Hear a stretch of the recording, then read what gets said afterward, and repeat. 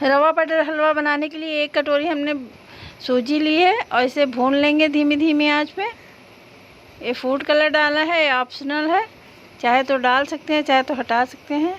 Butter डालेंगे और जितना हमने रवा लिया उतनी शक्कर डाल के चलाते हुए मिक्स करेंगे। दूध हमने लिया है, अब इसे चलाएंगे, थोड़ा थोड़ा दूध डालेंगे,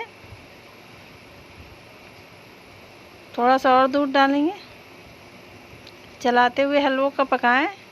ये केवड़ा जल डाला हमने। एक थाली को ग्रीस करें हैं बटर से,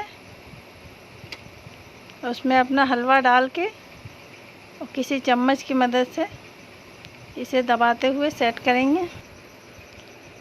अब इसे बर्फ़ी की शेप में काट लेंगे एंड एंजॉय इट। ये हमारा बटर रवा हलवा बनके तैयार है। वीडियो को लाइक एंड शेयर करें। धन्यवाद।